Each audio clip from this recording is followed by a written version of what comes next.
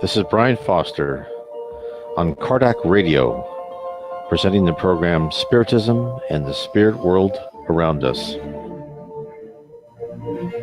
Hello, and a good evening, morning, afternoon to all of you. Today is September 16th, 2018, and this is our weekly Sunday afternoon, night radio program, 7 p.m. on the East Coast, 4 p.m. on the West Coast, all time zones in between, and around the world. Remember, we come live stream on Kardec Radio Facebook page. Tell all your friends about Kardec Radio Facebook page. There's lots of many live streams, there's postings, information about Spiritism that you can get on here. And also, I believe that they're going to have a YouTube channel pretty soon, so that's exciting.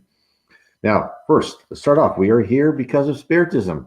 Spiritism was codified by Allan Kardec in the 1850s from the Spirit of Truth. It was brought to you it was highlighted in the New Testament that a consoler would come, the Spirit of Truth would come to tell us more about Christianity, heaven, all these things about the other world, the other side. And that was done by Allan Kardec. It has been just a revelation to me, and I think anyone who reads the Spirits book, or even the Gospel According to Spiritism, another one of my favorite books, will just find out amazing things about your life, why you are here, the purpose of your life, why you're going through the things you are going through, and everything questions you've asked since you've been a teenager, since you've gone beyond the childhood stage, and you want to know what's the universe for? What are we for? Well, it's all brought to you by Allan Kardec and Spiritism. And of course, now there's many other things. There's good books by Chico Xavier, Yvonne Pereira, Leon Denis, and what you can do on my website, nwspiritism.com, click on the picture of Allan Kardec. It's up on the upper left-hand column, this picture right here. And it will take you to the EDICEI bookstore. You can find more of his books. You can also, of course, find all of Allan Kardec's books. You just type in Allan Kardec space PDF. You'll find his books on PDF. That's how I found them, and it's a great introduction. So, what are we talking about starting today? Now, our last really almost year have been going through my books, Heaven and Below, Spirit and the Spirit World, How We're Guided by Spirits, 3 books that I got from all about how I categorize, and I took messages that he got from higher spirits and juxtaposed them and backed them up by information from spirits that sent information to Allan Kardec, Chico Xavier, and other spiritual writers, spiritist writers.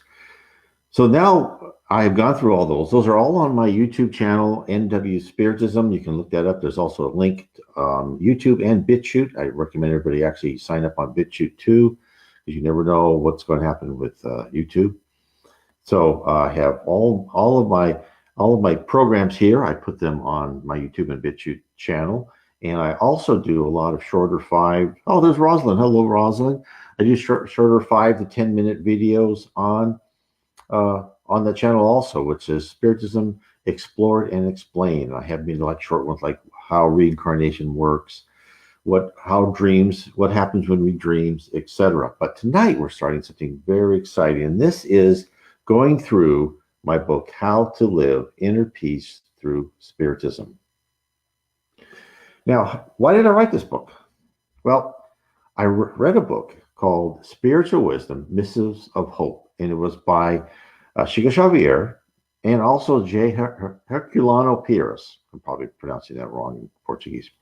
But in the book, there is a poem dictated to Chico by the Spirit Andre Luis, and it's revelatory. And the poem has 24 verses which pertain with how we should place ourselves in a mental state to achieve inner peace. Now, inner peace isn't a condition to enjoy for a moment or two on the beach after a few drinks, although we'd all like to have that, right? It's a life quest, a multiple life quest. Let me expound on that. It's not going to be one life and you are going to be the saint. I mean, the people that we have seen in saints in history have gone through life after life, starting from a primitive spirit to achieve that perfection, right? It's not as some religions say that, we just have one chance in one life. I don't think that would be fair, and God wouldn't be that unfair. So we go on this multiple life quest, and this is what we're trying to do is achieve inner peace. And in the spirit world, thought is action. And as a spirit, our mind creates the environment in which we live. Hence, the more control we have over our own thoughts, the more calm, the more reasoning, the more loving we become. All contribute to a true paradise awaiting us when we are scheduled to pass back to the real world, the spirit realm. And the poem that was written by Andre Louise is essentially a list for advancement and serenity. For those few souls who have attained the complete set of states listed, they most probably are no longer required to come back to Earth. They have graduated to a higher level planet, a planet without hate, envy, crime, and war. They're either physically incarnated on an advanced planet, living side by side with others as positive and loving as they are. Would be a wonderful place. That's what we're working towards. Or they are at a high level in the spirit hierarchy, contributing to growing and improving the multiple universes. What intrigued me about the poem is when I read after J. Herculano Perez had commented. This is what he said. The book was messages from spirits to Chico Xavier, and then Herculano Perez would comment about them and tell him, he tell him about his point of view. He was a journalist and a spiritist in Brazil. Wrote for a newspaper there, and these things would be put in newspapers, and he would analyze what Chico just said. And this is his comment. Because after the poem, he says, these propositions, analyzed individually and as a sequence of events, would result in a book we could label The Technique of Existing. Spirits do not communicate with each other in vain. Their messages must be read and meditated upon with attention and profoundness. That intrigued me. And I put like a bookmark there. I said, okay, I'll come back to that when I'm ready. And and that was a long time ago, and I wrote books in between. But then I finally came back to that. And I started looking. I reread the poem, and let me read the poem to you right now. This is what the poem called "Inner Peace" by Andre Louise. This is what he said: "Keep always." And then he listed these things: trust in God and yourself, a serene conscience, time spent on productive matters, a constructive speech, a prayer allied to work, hope in action, an industrious patience, a dispassionate opinion. Don't we all need that right now?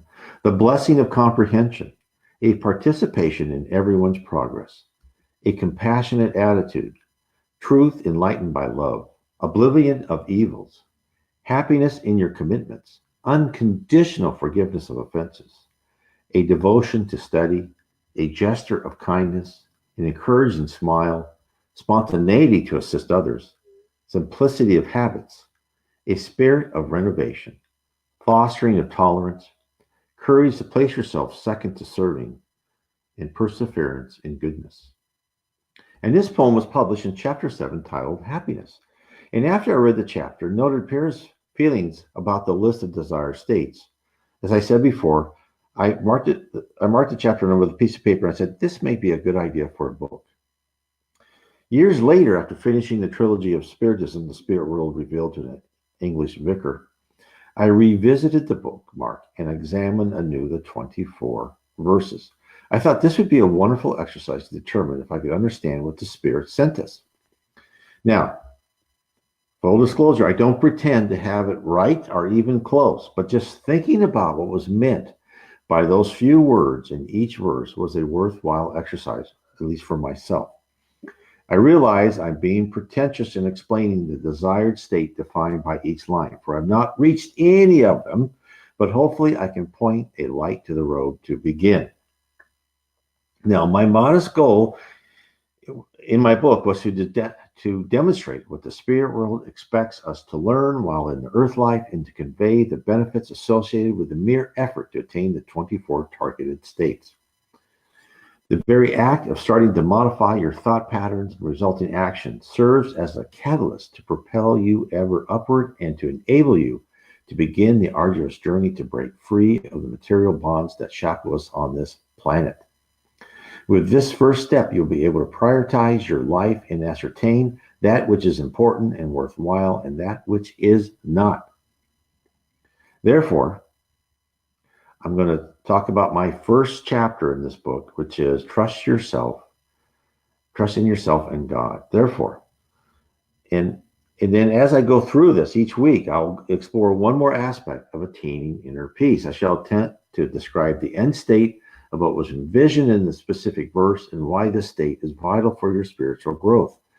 I will attempt to describe how spiritist literature illustrates the path to attain it. I'll give examples from passages in spiritist books, my own book, my articles from my blog, and from my own personal experiences. I cannot stress enough that inner peace is more than a poem or a list of spiritual conquests. It is what should be the result of full integration into the Spiritist doctrine. Inner peace is the result, the summit of attainment possible in our short lives. The climb is worth the effort, and upon reaching the summit, you shall view more mountains to scale and ever increasing rewards to attain in your quest. So, let's go on to the first. This is what this episode will be, is trust in God and yourself. So let's expound on that. So trust, you may have to drink.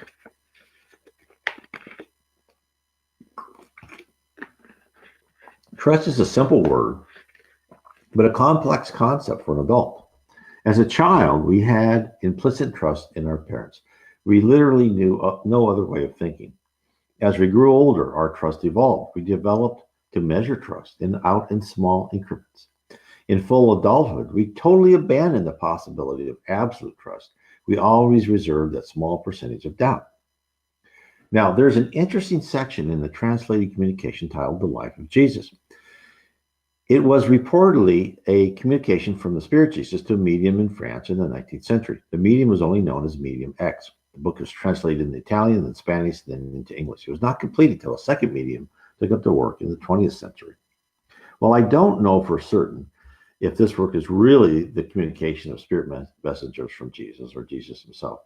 The message itself, it presents intriguing concepts. The idea that we need to cast aside all embedded beliefs, the stories and cultural heritage of our youth, and look again is introduced. This is what they say. The soul's freedom is acquired by the spirit's intellectual power. By intellectual abilities, I do not imply the more or less prominent aptitudes for the study of the sciences, but the positive momentum of the idea to the solution of this or that problem placed in the field of the infinite. I care to determine the intellectual power of the spirit, feeding it with a burning desire to discover the origins and giving it the stamp of an unalterable will to advance constantly and even more. Rejecting a belief that relies only on old prejudices and erroneous references to embrace a truly radiant faith in the myth of a heaven with a fascinating and infinite light is a fact that cannot but happen with the collapse of all worldly aspirations, with the spirit's absorption of the material principle affected by the spiritual principle of the same spirit. It is then that the bonds of the soul break apart, and now in the possession of its own freedom, it follows the spirit that is in possession of its own power. What is he telling us? What he's saying is the old dogma must be discarded and the truth be uncovered. We can't find our path by following the old roads. We must blaze a new trail, and we must use the messages of love as our signpost and ignore the passages that exclude groups based on old beliefs. How many times in history have you heard about people going out and, to the cave, hermits, whatever, to gain spiritual knowledge? It's over and over that you'll see people retreat, get rid of all material goods and then think within themselves. And it's a lot of times that's necessary. It's not necessary all the time. I have not done that, at least not in this life. But I think we can all do that even as we live in and out of our normal, look, in this life, we all have to weigh the material and the spiritual. Now, if you out there are more like me, I've given way more importance to the material than the spiritual, but we need to start balancing that out. And The pursuit of knowledge must be the driving force of our life, not just the accumulation of facts and figures, but in problem solving. We need to fill our toolbox with heuristics, right? Heuristics is how to solve problems. Every type of problem solving, discovery, or learning technique we can grasp. Why? Because as we ascend in the spiritual world, we'll be called upon to utilize each and every one of them. What we must understand is that when we die, when we pass over, we just don't go to heaven and we live in this Elysian fields and we just, in this people playing harp on lying on clouds. We go back into another world, a different world than this one, a much better world, but we all have work to do. And we have very important work to do. We have work like trying to help these people here on earth become spiritually mature. Right now, we live in a planet of atonement. We're trying to graduate to a planet of regeneration. How do we do that? By changing the characteristics and personality, supplementing, getting rid of all the primitive emotions, and helping everyone on earth become a better person. So we have this collective harmony, and we can, as a planet, go into a place where we have a lot less hate and envy, wars, and all that, poverty and justice. We can only achieve this state if our focus is on accumulating spiritual knowledge instead of accumulating material goods. I didn't say all, just we just need to change our focus. This is how we get to be in trust in God and ourselves, right? As long as our efforts are concentrated on the daily grind of making money and desiring to buy more, we won't have the stamina to explore spiritual phenomena. At least that's what I have experienced. Therefore, we have to balance the needs of our everyday life and devote time to our inner selves.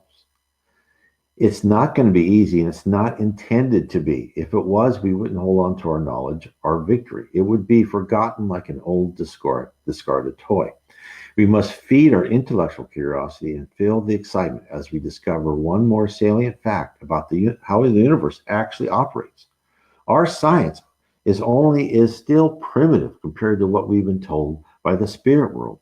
We are just mere babes finding out everything. We don't see, the spirit tells us we see only 1/8 of the world around us. There's so much we don't know.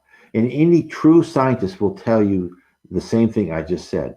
There is so much more we don't know. We don't know many things for certain at all. And therefore, we need within ourselves, this is why we're here on this earth, is we all must lead to our own discovery of God. And it won't be as simple as one prayer. This will require real effort. We won't be given immediate enlightenment. It is our responsibility to build our base of knowledge. The way won't be tranquil, right? Does a teacher give a student answers? If he does, the student will just write down the answer and gone, right? But if the student works towards that answer, the student will never forget it. This is what we've been told. God does not reveal himself to the soul, although loving. It is the slave of a spirit that operates by request only, and not by its own science and consciousness. God then did not reveal himself, but only halfway to the pious woman, but ignorant of the hardships that lead to the joys of faith, that faith without contradictions and without terrors, that looms over all dangers and smiles in the middle of torture, that receives the light from God to fulfill all duties, devour all humiliations, not to shy away from all heroisms.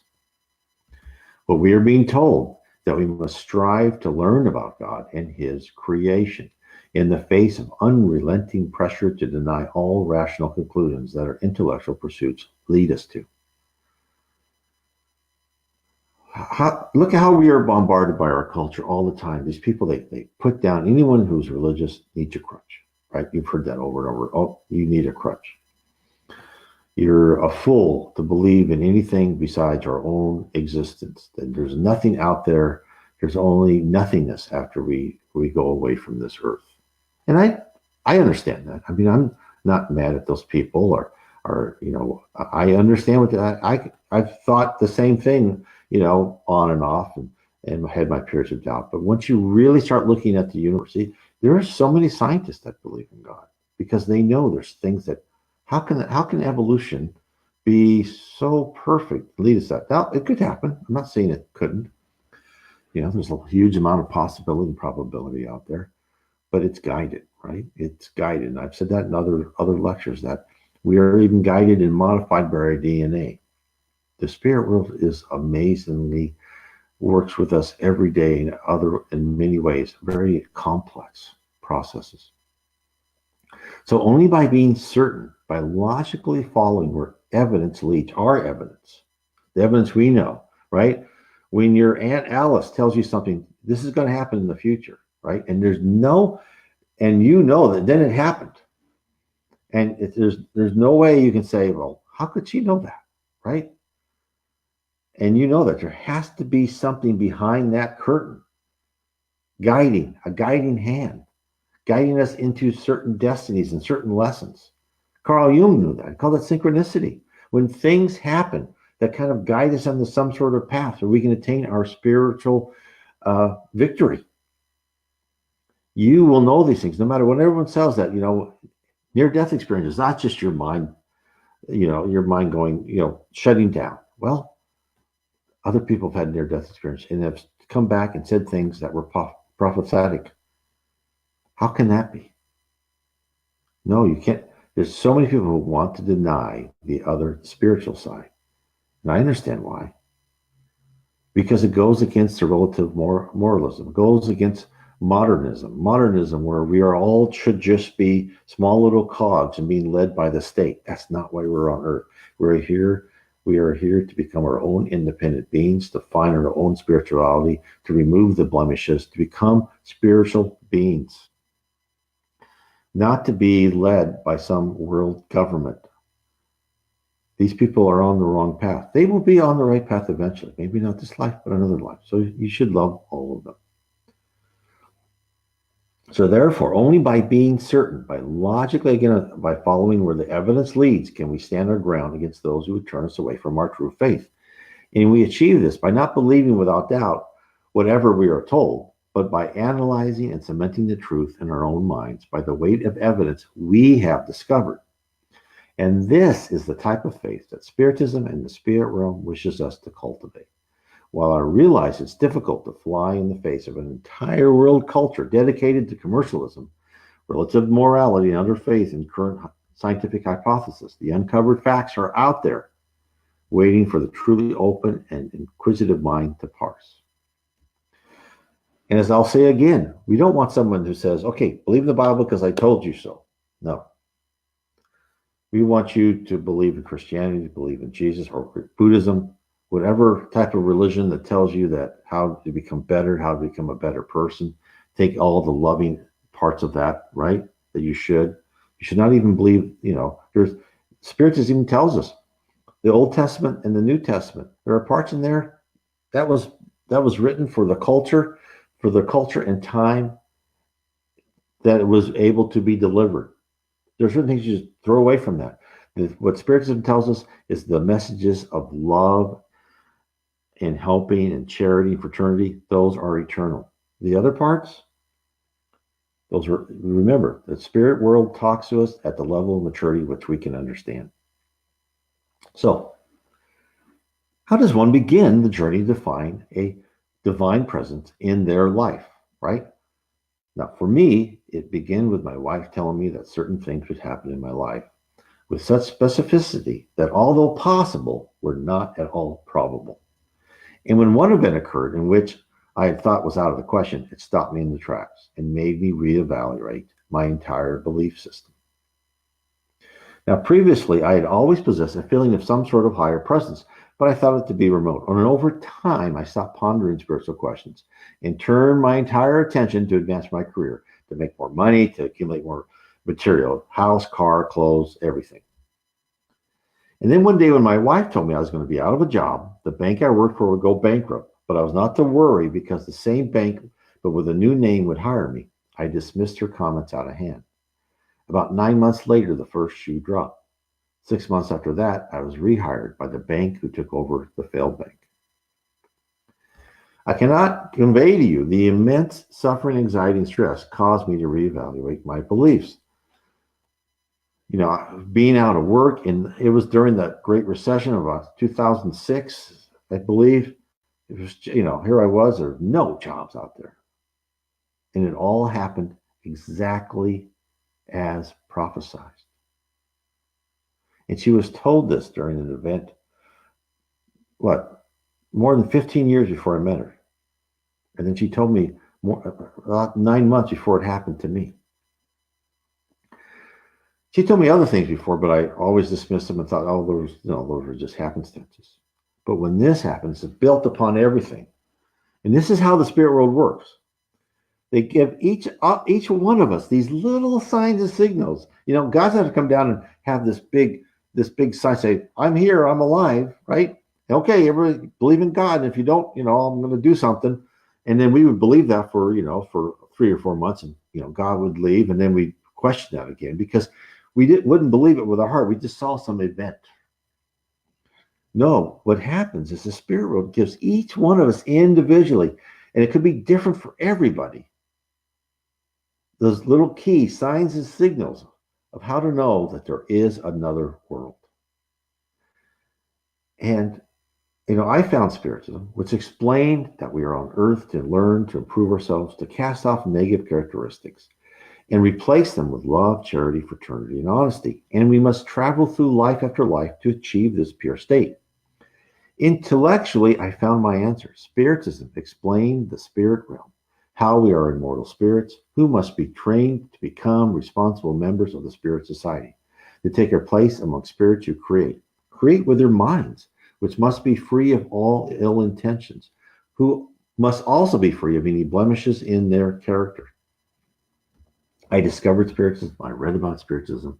I spent hours upon hours thinking about the spirit realm, the leadership of Christ and God. I intellectualized Spiritism. I tried to comprehend the procedures and processes, the organization, the hierarchy, and the environment of the spirit world. While I felt myself to be more enlightened about why I am here, why Earth is like it is, I didn't feel the spirit realm, right? I didn't seem to be emotionally in touch. I didn't intuitively know the feeling of absolute love that many have experienced, either through their own immediate meditation or via near-death experiences or other discovery. I read about God. I read everything I could about God in Spiritist literature.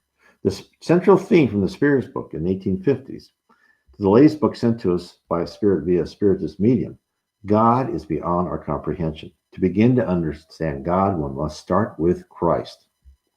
Spirits in the even higher levels of heaven have reported that they too are unable to fully realize the extent of the supreme divinity. Passing on from the physical life to the spirit life doesn't come with a ticket to suddenly know who and what is God. So hence, we as scientists are trying to understand the phenomena. We must begin with studying the effects from an unknown source on a known object.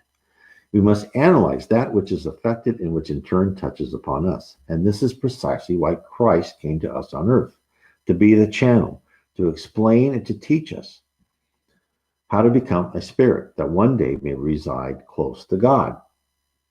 In the book, Among Brothers of Other Lands, psychographed by Chico Xavier in Valdoviera, spirits communicated to them that there is a path explained to find God. And this is what was said.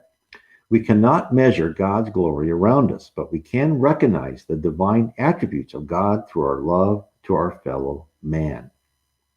As far as it goes, the definition of the New Testament, God is love, and that he abideth in love, abideth in God, and God abideth in him, carries with it the promise that by living and practicing pure love, man will finally attain to the state of union with his Maker forever.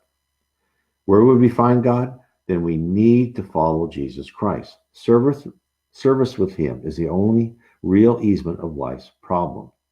Good things do not come to us by chance. The happiness and the peace in the soul's kingdom come from love's service. When we find love in our heart, Jesus is there. In Matthew chapter 6, verse 21, for where your treasure is, there will your heart be also. What were we told? To absorb the love and goodness of Jesus is to take one step closer to feel the presence of God. Only by seeing the love and dedication to peoples of all types and classes by Jesus can we determine the environment manufactured by God, which created a spirit like Christ. We see in Christ a reflection of God's domain, a land of love, a deep feeling of warmth and contentment that has been identified by people who have had near-death experiences, visions, and fleeting feelings of being encased in love. While I thought about the spirit room, I felt better, calmer, but I didn't experience the wave of love until I started to meditate and pray.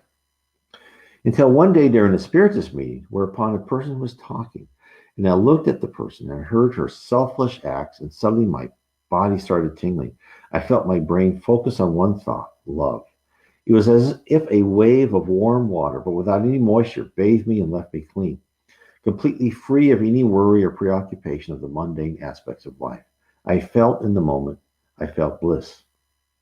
Later on, I had a dream. My mother had passed away, held me in her arms, and I felt once again the utter contentment and bliss of basking in love. It gave me an understanding of what people said who have had NDEs, near death experiences, that when they were, embraced by a spirit, they just felt this overwhelming feeling of love.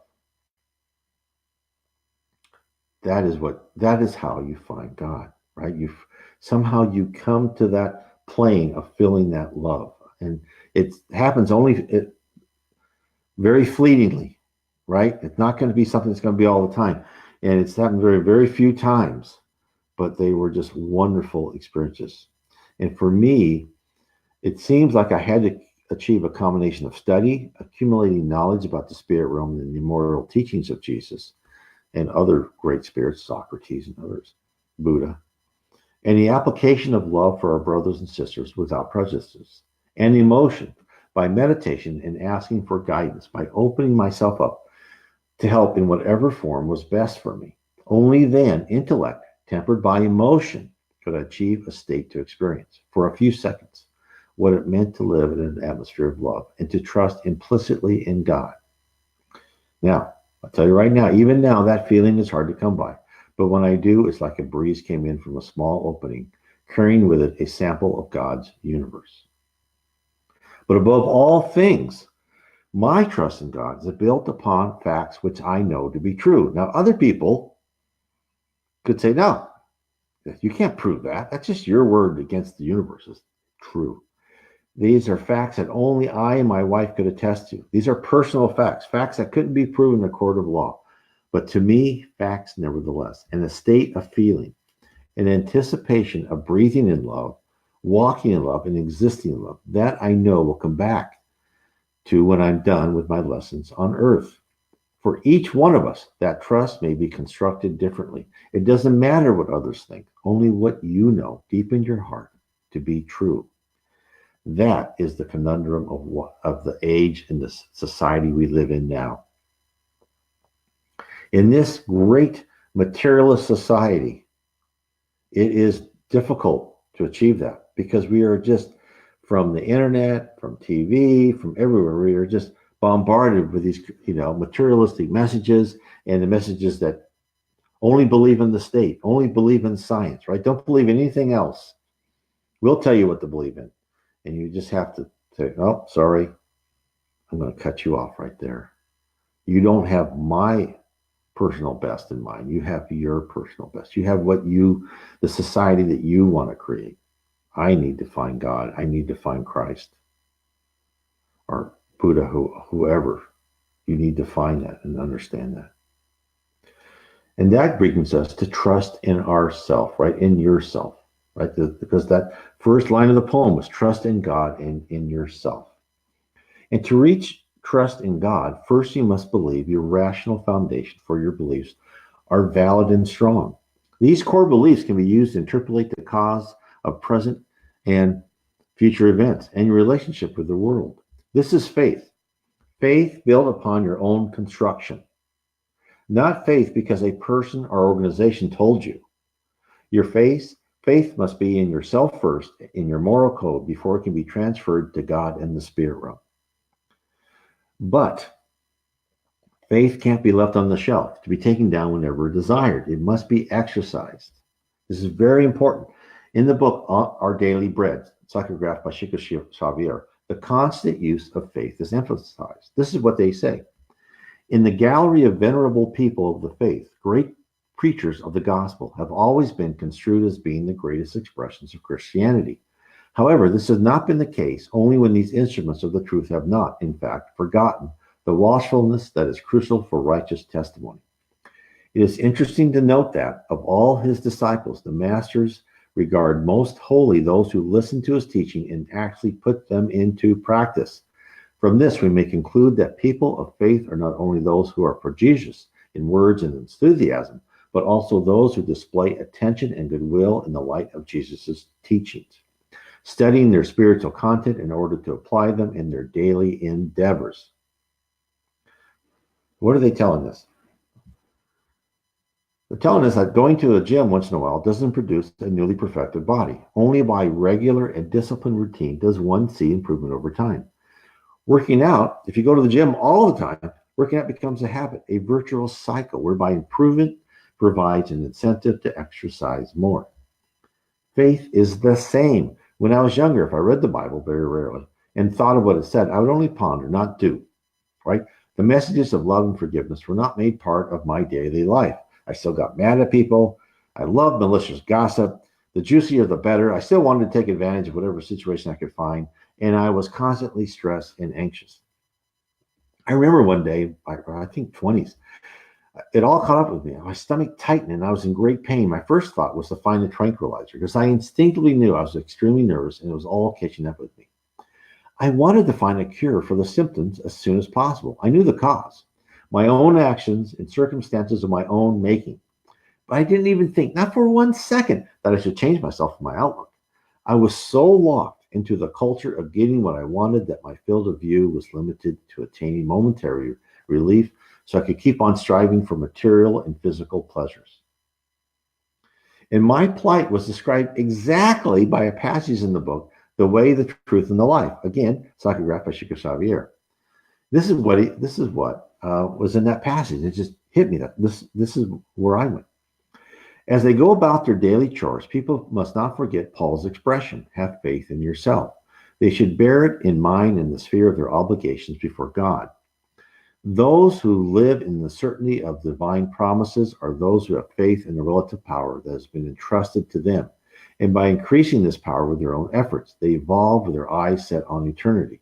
However, those who are discouraged as to their own abilities and place their hopes in human promises instead are like pieces of cork with no definite purpose. They are at the mercy of the sea without course or harbor. I was that cork. I had no definite purpose. I just wanted what I wanted to. I fully bought into the consumer society as reinforced by a constant barrage of commercials and other pressures to dedicate my life to acquire material goods and to occasionally please myself by spending more money. Without purpose, we look to anything and everything to distract us. But faith, rooted in reason, will anchor you. The barrage of messages from friends, acquaintances, colleagues, and society may rock you, but they don't dislodge you when faith hardens like a diamond. Therefore, faith only becomes strong with practice. My intellectual fascination with Spiritism was only the first step. It was only after I started to review my actions every day and examine what I did right and what I had failed at that I began to pour the concrete pilings that fully grounded me. Only then did I commence to cure myself from the pangs of nervousness and stress. I can't tell you how different that makes you feel. I cannot convey in words how much happier I am. Even when bad things happen to me, I don't let them discourage me. I just say, okay, another lesson. This is something I have to go through. Thank you, Jesus. Thank you, Lord. I'll do the best that I can. I'll still whine and I'll complain about it sometimes. I'm not anywhere where I should be, but it's just, I know these things are here. These obstacles are put into place for a reason. And the next great step, the step that is so important, I begin listening to my conscience. Spiritism tells us we are given that great tool from our previous lives. It is the set of divine laws that is implanted into every free will being. After each life, we add more to the set of codes by which we must live. We build up interpretations of how to behave in different circumstances. Now, stress occurs when you ignore or rationalize away the dictates of your conscience. The vibrations caused by signals sent out from your crown chakra, right? Your power centers, as they're called in Spiritism, alerting you of an incorrect action disharmonizes all other chakras, power centers, thereby creating an imbalance. Anxiety and nervousness is the result. Oh, Hermano, hello. The challenge is that your conscience tells you to ignore material gain at the expense of providing for yourself. It tells you to help instead of hinder others. In other words, in many instances, it is diametrically opposed to the norms of behavior in our society and to our own base selfish interests. Hence, you have to be strong to swim against the current.